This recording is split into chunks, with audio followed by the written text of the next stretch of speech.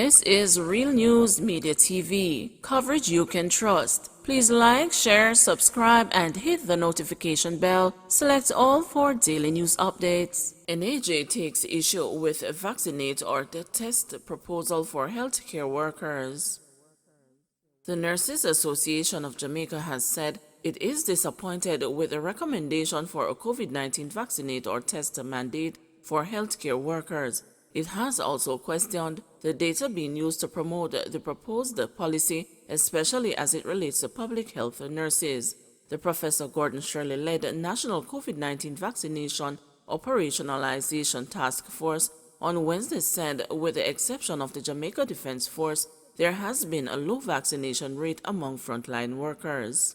Professor Shirley said increasing the vaccination rate among hesitant healthcare workers was a priority. As such, the task force recommended the vaccinate or test policy, which it believes would help increase uptake of the COVID-19 jab.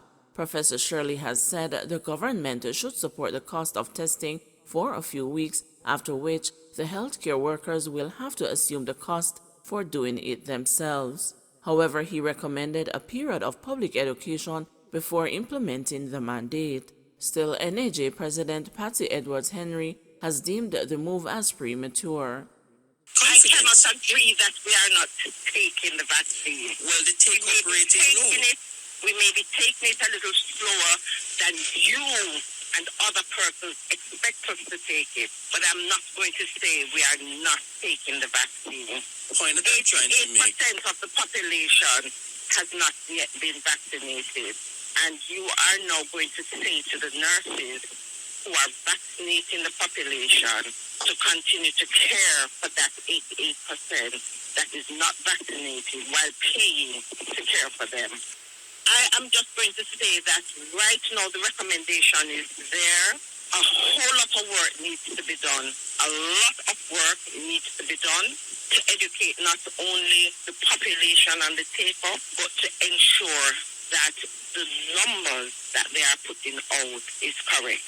Because the ministry, if you call the ministries, regions, anywhere now, they cannot tell you exactly how many nurses have taken. So while we are targeting nurses, we need to make sure that our statistics are at a place where we can definitively say this is what is happening. At the same time, opposition spokesperson on health Dr. Maurice Guy has said it is important that Jamaicans trust healthcare workers administering the vaccine and providing general information about getting inoculated. We are the same ones who are trusted and have the confidence of the public. If they are not taking the vaccine, and certainly, as you have suggested, it may blunt the potential for more people to take vaccines. Hence, the need, and I agree with what the Shirley led committee said in terms of having more discussions among the nurses to allay some of the fears that they may have, some of the concerns, so that they can project that positivity in going out there in the community. One Don gang trial witness claims alleged gang leader had close ties to police officers. The prosecution's second witness in the One Don gang trial on Thursday claimed that top-tier members of the Jamaica Constabulary Force supplied the information to alleged leader of the criminal network, Andre Blackman Bryan. The witness, who testified that he went to the police to give a statement, said he changed his mind out of fear because of Mr. Bryan's close ties with members of the Jamaica Constabulary Force. He disclosed that on one occasion when he went to a police station in St. Catherine to give a statement about the gang, he was advised by an officer to speak with the police high command.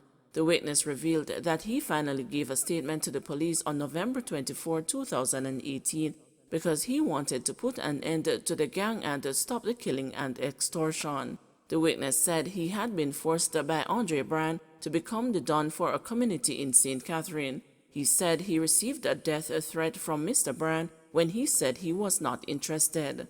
The witness, who claimed he was the second in command of the One Don gang, testified that he and other gang members would often spend late nights on the telephone talking about violence. He said one of the defendants, Jason Brown, would often be involved in the conversations and always wanted to commit murder. The witness, who described Mr. Brown as being very evil, testified that he had never met him in person, but they spoke frequently on the phone. Outlining the role and rank of the lone female accused, Stephanie Christie, he said she was the liaison between the gang and the police. The witness also told the court that she is the pastor of a church in St. Thomas. He said Miss Christie invited him to church and offered him a guard ring. The witness said he declined her invitation and the ring. The trial continues on Friday. Government makes a U-turn on spectators attending November 16 WCQ at a national stadium. President of the Jamaica Football Federation, Michael Ricketts, has welcomed the government's decision to grant permission for a limited number of fully vaccinated fans to attend the Reggae Boys' next home game against the United States on November 16. All I can say is that some spectators will be allowed, but you must be fully vaccinated. The details the minister has agreed will be announced on Monday.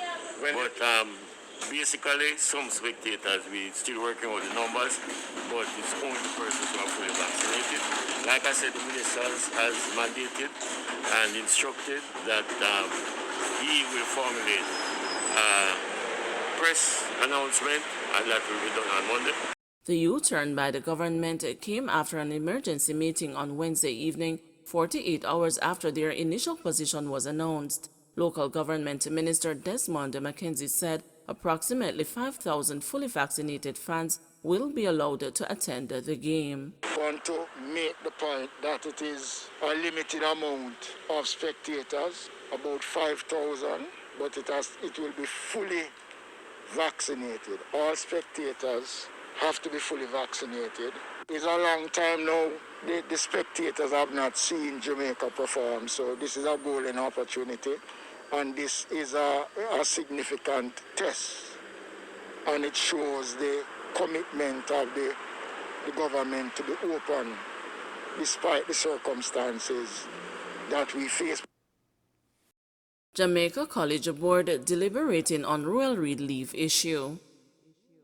The Board of Jamaica College says it will provide a response to the public on the outcome of its meeting on Thursday afternoon to discuss matters related to Royal Reid, who is still the principal of the school. The board meeting was scheduled to begin at 5 o'clock. The Jamaica College Board will deliberate on recommendations submitted by the Ministry of Education on how to deal with the controversial issue of extending special leave with full salary and the benefits to Mr. Reid. Education Minister Favour Williams on Wednesday indicated in the House of Representatives that it was the Jamaica College Board that had the authority to determine the fate of Mr. Reid as principal based on the education regulations.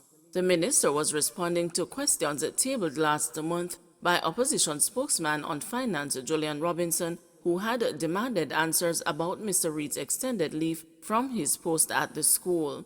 A news release from the Jamaica College chairman, Michael Bernard, said the Board of Management has noted the statements made by the Education Minister on the board's role in the matter.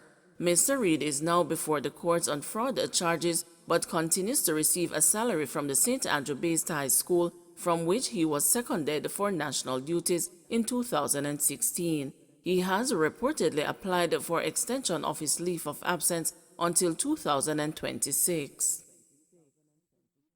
Homeless man shot dead in St. Andrew.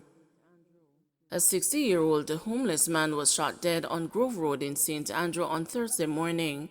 Residents reportedly heard gunshot about 2:50 a.m. and called the police. The man, who is identified as Wayne Price, was found on a property suffering from bullet wounds. He was pronounced dead at hospital. Wounded Pathways member reveals he made Kevin Smith a trustee on insurance policies. A congregant at Pathways International Kingdom Restoration Ministries in Montego Bay, St. James, has disclosed that he was directed by the leader of the church, Kevin Smith, to place him as a trustee on his insurance policies. The 26-year-old man, who has been identified only as Corey, has been a member of the church since 2014. He was stabbed and shot during what appeared to be a religious ritual at the church on October 17. Speaking with the news, Corey said he had 3 insurance policies with his children as beneficiaries. Despite being married, Corey told the news that he was advised by Mr. Smith to add him to the policies so that in the event that anything happened, our children would benefit from the money. The payout for the policies would amount to more than $1 million each, and Corey explained that as trustee, Kevin Smith would collect those monies since his children are not yet 18 years old. Asked why he put so much trust in the religious leader, Corey said Smith gained the confidence of each member of the church and managed to manipulate them. This man never showed us any evil or anything. What he did, he portrayed himself to be a righteous man of God, and we trusted him. It's not until the day of the 17th of October that we realized who he really was, he said, recalling the incident which left him wounded and traumatized. The Pathways member said the incident was just too much for him to accept. His 2 children have been placed in state care following the happenings at the church, and he lamented that Smith had destroyed our lives, destroyed too many families, and left a lot of people grieving. He said he has not yet received the counseling. Pathways leader Kevin Smith died on Monday in a car crash on the Linstead bypass in St. Catherine. He was being transported by the police from St. James to Kingston for charges to be laid against him in relation to the incident at his organization in which 2 of his congregants were killed and others injured in the alleged ritual. Motorists get $6 million after cop wrongfully had a vehicle seized. The government is to pay $5.8 million with interest to a motorist whose minibus was seized by the police on January 18, 2020 because he refused to pay a record fee of $18,000. Following the seizure of his Toyota Coaster bus at the 3 Miles intersection in Kingston 11, Ronald Thompson brought a suit in the Supreme Court against the Attorney General and a Constable Anderson who had seized his bus. Thompson said in court documents that the policeman who was dressed in uniform stopped him. He came out of the vehicle and noticed a wrecker parked nearby. After inspecting the vehicle documents, the policeman then demanded that Thompson pay $18,000 in record fees or his vehicle would be seized. Thompson told him that he had no money to pay him. The vehicle was placed on the wrecker and driven away. Thompson said he was not charged with any breach of the Road Traffic Act or any offense that would warrant the seizure. The next day, Thompson went to the Olympic Gardens police station where he saw Constable Anderson and demanded his vehicle and the related documents. Thompson said the policeman again demanded the record fee before the vehicle could be released. Thompson retained the services of attorney-at-law Dr. Garth Little, who on January 23 last year wrote to senior police officer and to Constable Anderson demanding the return of the vehicle. However, the request was not granted. In the suit, which was filed on February 24 last year, Thompson sought $10 million in compensation for loss of use of the vehicle. The vehicle was subsequently returned following a Supreme Court order made on November 9 that year. Lawyers from the Attorney General's Department opposed the amount being sought for compensation.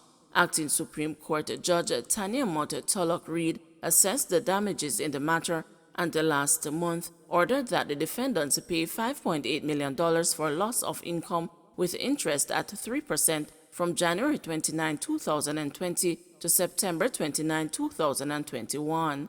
Legal costs were also awarded to the claimants.